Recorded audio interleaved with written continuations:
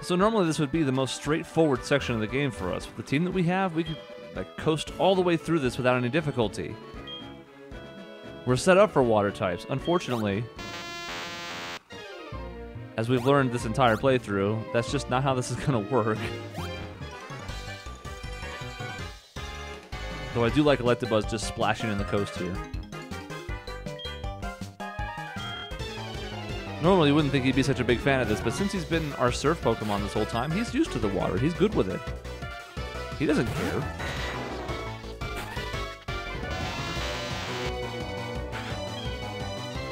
Well, I guess Thunderbolt's about the best we can do.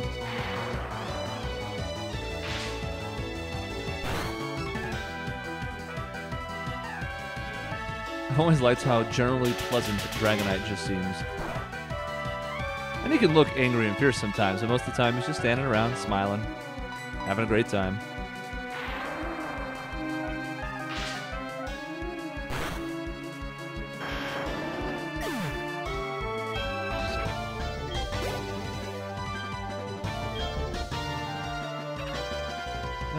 Yeah, Giratina, huh?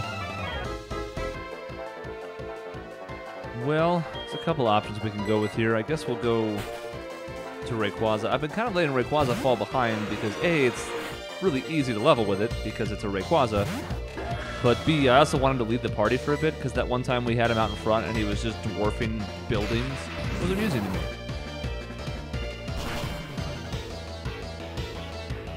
I don't know if we can one-shot this. Ooh. Only because we are a legendary and we have 12 levels because, again, Giratina has high HP and good defenses. God. I swear.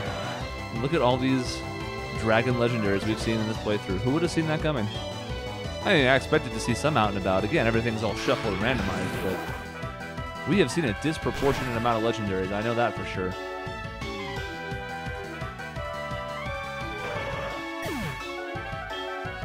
And that's why I feel no guilt at all about having two of my own.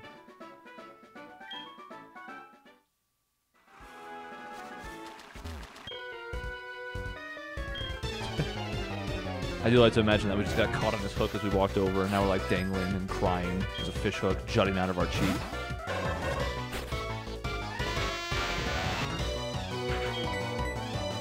This is one thing I do not understand. Didn't understand back then, don't understand now. We have to have completed the inner part of Kanto area first, because we needed to get the expansion card, we needed to fix the power plant, so we could go through the Diglett Cave and get over to this side. I mean, it's not like we could fly over here. We can't fly anywhere we haven't been before. Let's fight fire with fire here. So, what I don't get is, why are these trainers in the mid-30s when we were seeing trainers with stuff in the mid-40s in an area that we should have been to before this? I mean, is it possible for us to have landed in Kanto, ignored everything in the middle, all the gyms, put them off, gone over to Lavender Town to get the radio thingy, and then gone straight over here and tried to do the gyms in order? I mean, I guess. I don't know who plays the game that way. I'm sure most people don't do it in the order I did, where I jumped all over the place and went all out of whack. But I don't think that people also just went, oh yeah, I'm going to do Brock first, then I'll go to Cerulean, which is major backtracking because you go to Cerulean earlier, as we saw, and then down to Lieutenant Surge, which we could have gotten right as we landed. I don't see people doing that. That's the order they're listed on our screen, because that's the order of the original 8 gym leaders, but I don't know. Point being, this is going to be a quick and easy experience for us. More easy than quick, just because of the time it takes to switch Pokemon and all that, but seems a shame to pass it up. This is the preferred method of Pokemoning, though, where you can just have a person out, have a nice, strong stab move or super effective move, rock somebody in one shot, and then collect your money and move on.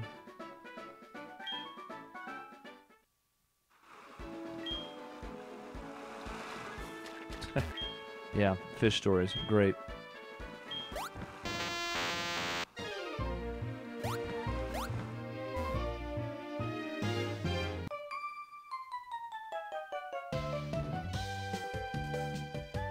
An electric bikini. Yeah, but I don't think you'd want to wear that in the water. I'm not saying that you're saying you would, but I am saying that I'm saying you shouldn't.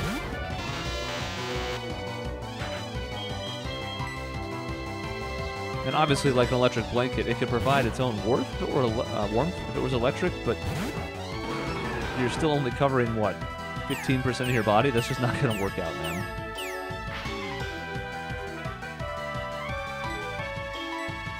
Well, this is a video game, so, you know, if it's taught me anything, it's that the less you wear, the more protected you are from damage and the elements.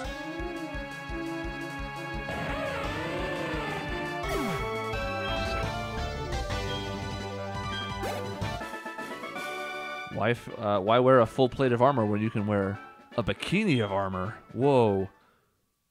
You're just as protected as ever. Yeah, see, it wouldn't just be a shock. You would die miserably. I like this guy down here. We'll get another look at him in a second, but he's just spinning. Alright, this is round 2 on our attempt to catch a Weavile. We'll see if we can get a surf that doesn't crit, and then maybe it'll survive. We don't even know if that's going to happen yet. Ah.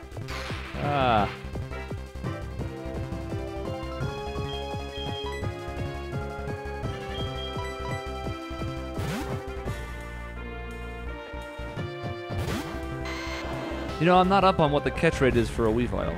I raised one in Gen 4 or 5. Not the most recent one, but before that. But when I did, I ended up breeding a bunch of stuff and then finally picking a Weavile that I liked. Obviously starting off at a Sneasel and evolving it, but I don't remember anymore.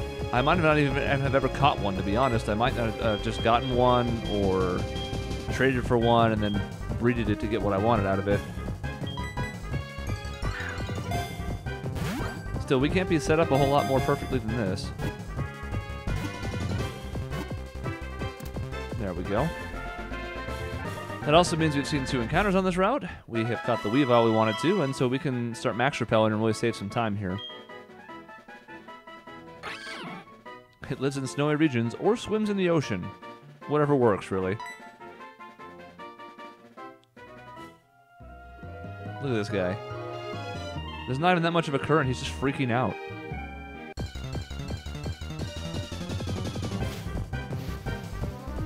I was actually kind of hoping for a non-Weavile encounter, but no dice, so let's just kill this one and move on. We'll send a warning, and also probably hit level 50 too.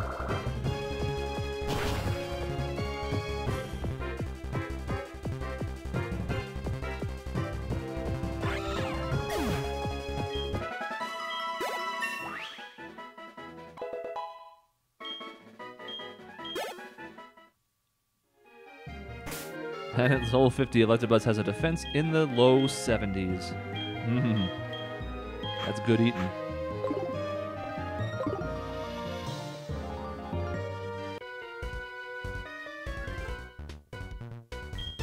Gotta keep going. I mean, on the one hand, I admire your enthusiasm, and that must be quite the workout. Swimming in circles while spinning in circles. I also don't know how that works, but I can't pretend to be an expert, so I'm not going to worry about it.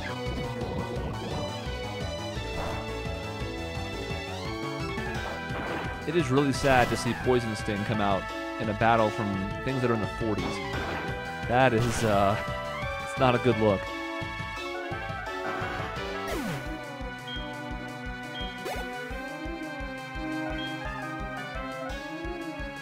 I mean, we should switch away from a Paris.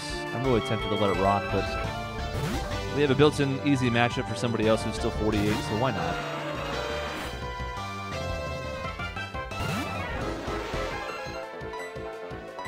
That's always one of my favorite cries. I don't even know why or what it's supposed to be.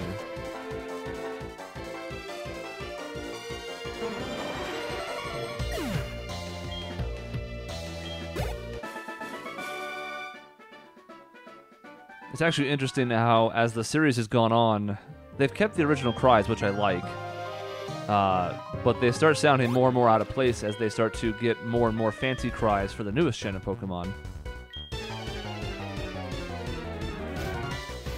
You know, actual like bird noises and much more elaborate and high-def sounds than like a Voltorb going. But that's what we're used to hearing, so they've kept it.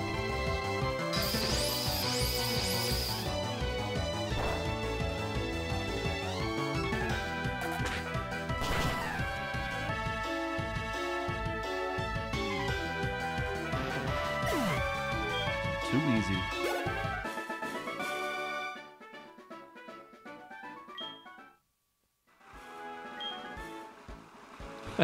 You should have, but you're the one who challenged me, so, tough? Besides, I'm just looking for a quick win. I gotta go see if Cinnabar is, like, on fire.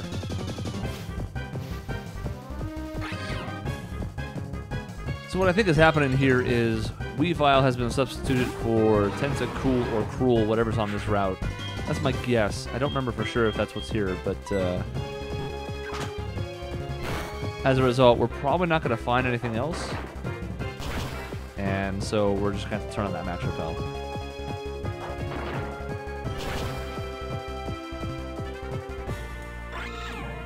I'm most intrigued by the surfing Pokemon in this game because I want another example of one like Dialga, where it's one that doesn't make any sense to be in the water whatsoever. Like a Charmander, you know, swimming around, murdering itself by putting out its own tail. But it hasn't happened.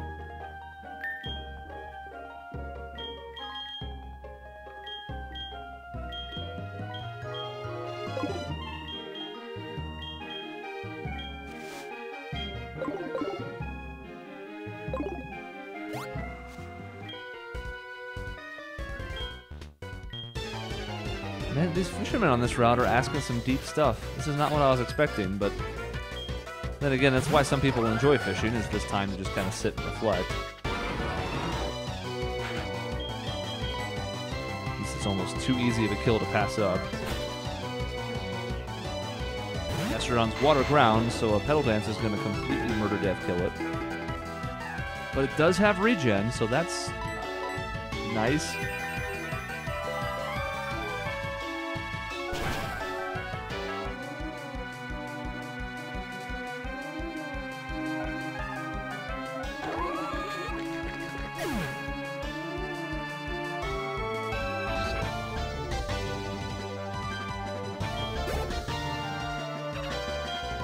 And Slowpoke is the same problem for him. We're already Petal Dancing, we don't even have to select anything. The Slowpoke comes out, it gets murdered. No one ever talks about this ever again.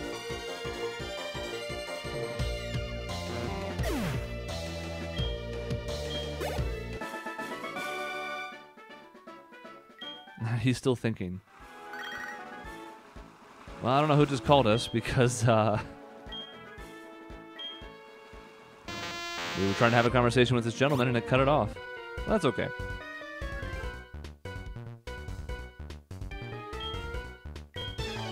A face like a Poliwhirl.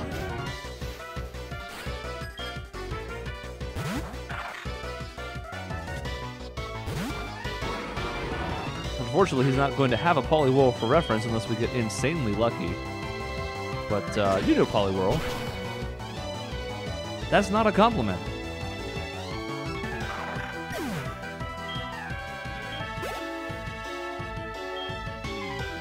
Starly. No, I think we'll go ahead and keep this matchup.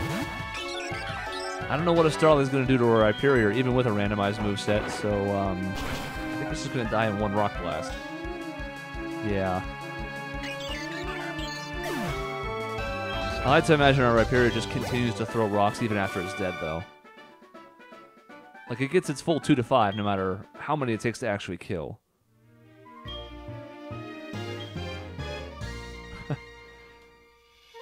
Professor Poliwhirl.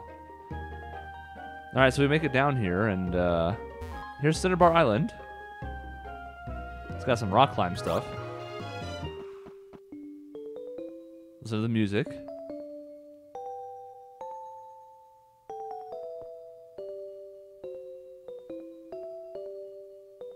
Very somber. Also, apparently they either rebuilt or moved the Pokemon Center because the Pokemon Center was not in the bottom left corner when this was here before.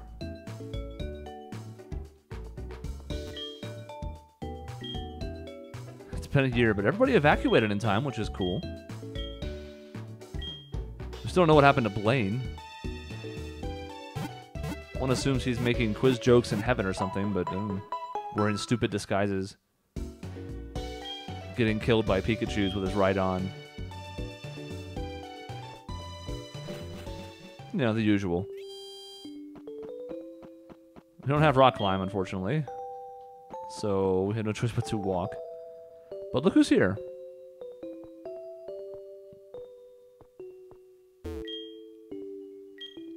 Who are you? So it's our old pal Gary, who in this game is known as Blue. He was champion for about 15 minutes.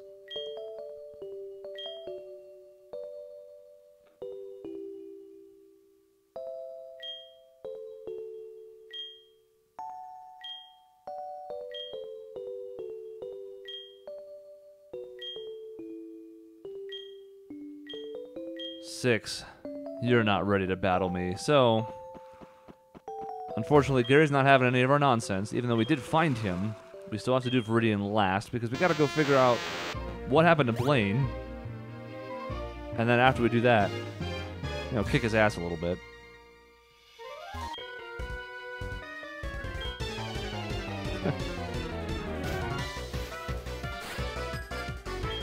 See, there are people in this game who think they say profound things and do, and there are people in this game who think they say profound things and absolutely don't.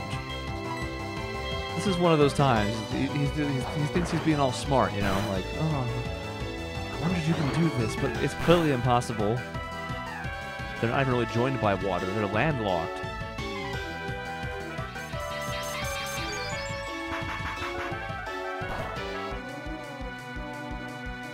It's like trying to ride a motorcycle from the U.S. to, I don't know, Iceland.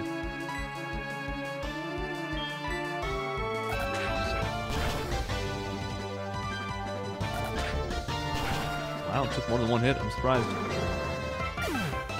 But luckily the minimum's 2, so we didn't really have a sweat there.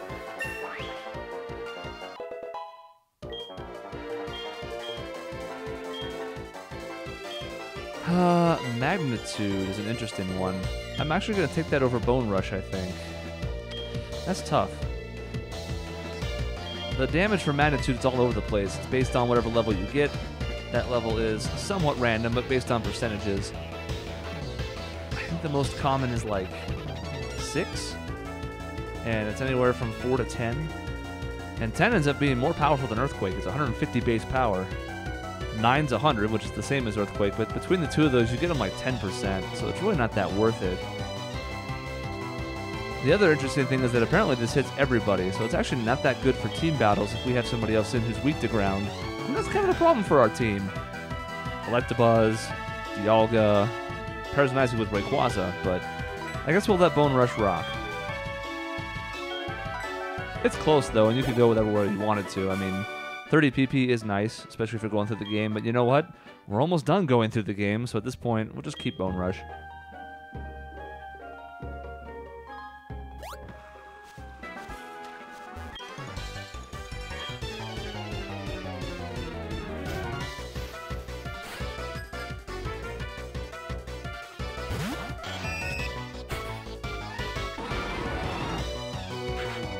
This is a really unfortunate matchup for this Spinarak.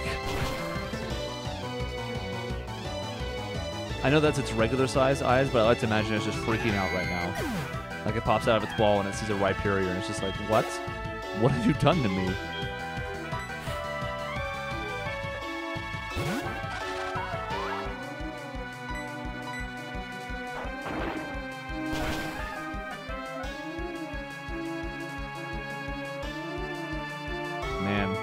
Just imagine if this was Stone Edge or an attack that had a much higher base power. We sometimes get one-shots with Rock Blast.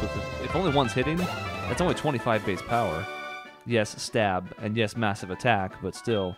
Imagine the damage this would be doing if we had Stone Edge or Rock Slide or something like that.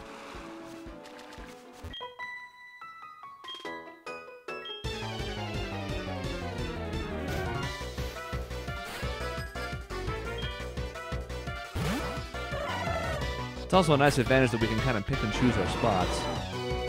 We can keep Rhyperior out of bad matchups. If anything, almost easier than we can normally. Now here, obviously, we're getting hit by Seed Bomb, but I don't know if it's going to be that bad. Oh, if it's going to be a critical hit, yeah, it's going to be bad. Because we just trade massive blow.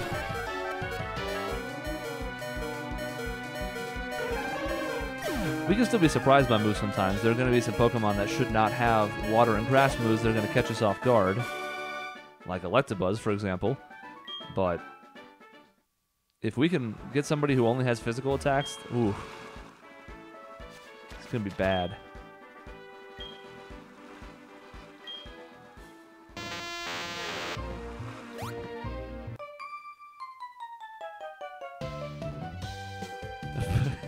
Mumph, mumph, mumph, mumph.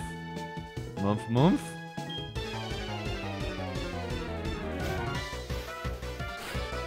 I hope this woman isn't drowning, because if she is, it's a really inappropriate time to have a Pokemon battle.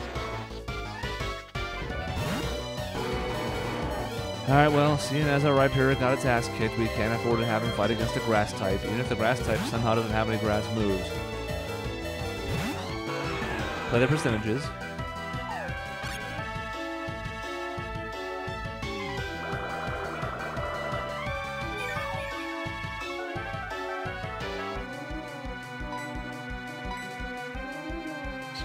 I don't think Rayquaza is worried about that too much.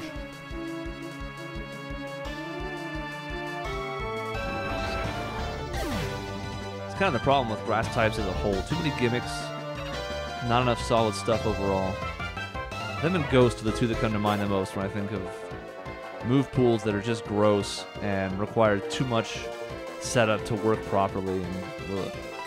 Ugh. Maybe I'm just biased because it seems like I end up with a grass starter more often than not, but still. Being at level 20 and having a moveset that's like Leech Seed, Sleep Powder. And then you have like one good grass move, like a Razor Leaf that's a 55-ish base power. It feels bad.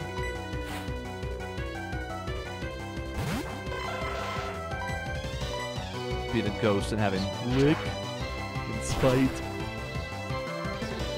and Pain Split. I'm just going, what am I supposed to do? Even if I can fight my way through this battle, it's going to be a sloppy 15-turn affair just to kill one Pokemon. No thanks. Alright, what's the verdict? Is she drowning, or what's happening here? Oh. Well, I mean... Good.